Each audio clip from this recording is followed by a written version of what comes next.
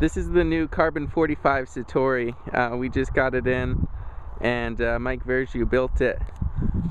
Basically what it is, the layup on it is the same layup that the Max is using. It's the Carbon 45 layup, 2 layers of unidirectional.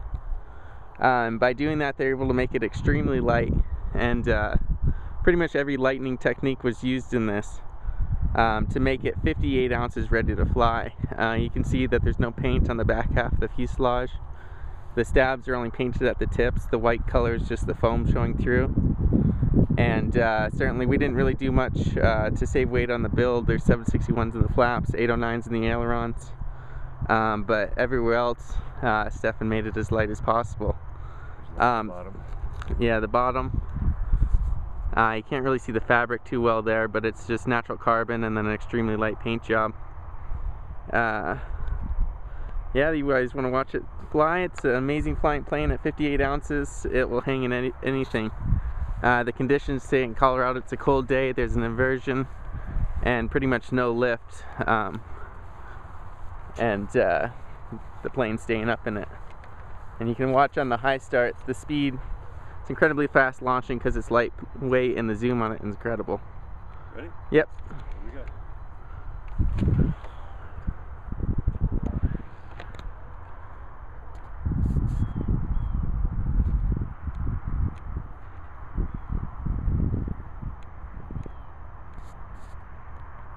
Well, we got about a 2-mile-an-hour breeze.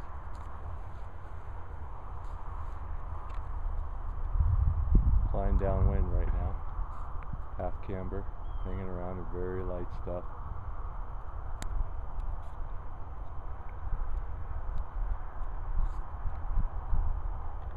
This is the full camber setting. Almost too slow. Clean it to half. Wind on the ground feels dead calm right now.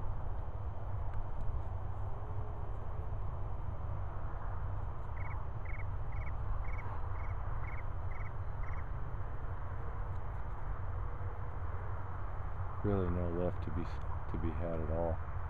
We'll just cruise across here a little bit. Keep the speed up a little bit, see if we can find a little something back this way. Everybody can kind of see its characteristics. Handling is still very good. Good responsive roll rate. Got a lot of loss. See that?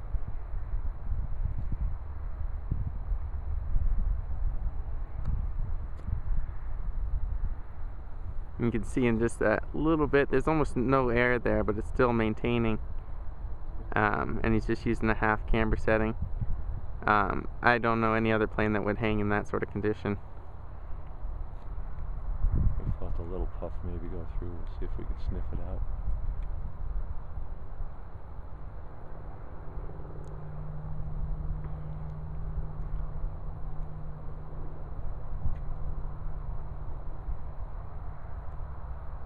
I'm actually flying it with normal flight mode with the right stick.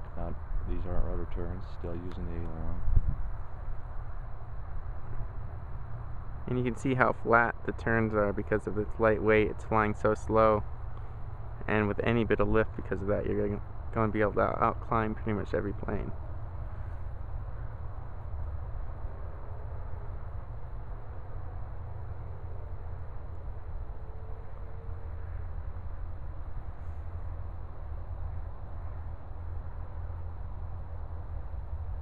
Really no lift at all to speak of. And it's still hanging in those conditions. This was probably about a 250-foot launch, and we're messing around for everybody. Probably going to get 3 or 4 minute flight off a short high start.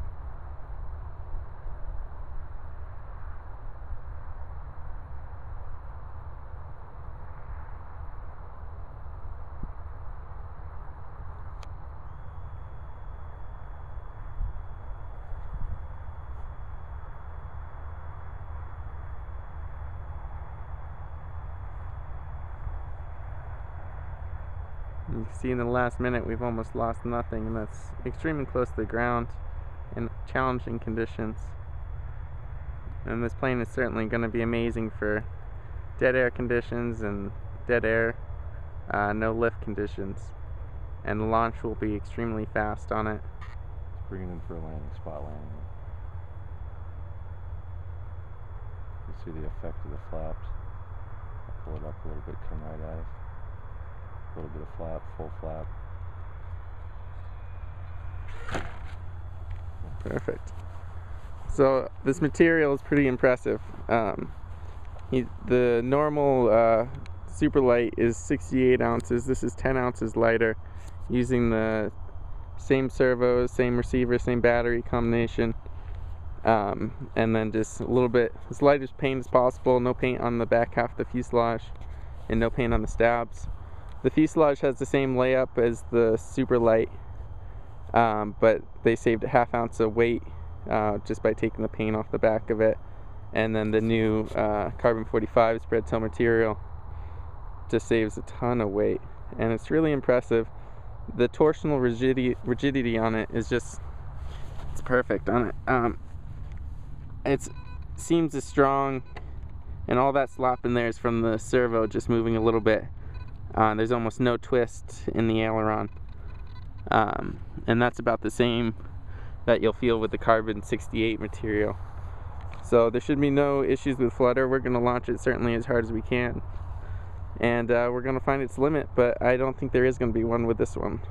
So definitely give us a call if you're interested in it. It's a pretty impressive model, and definitely the next generation of the Satori.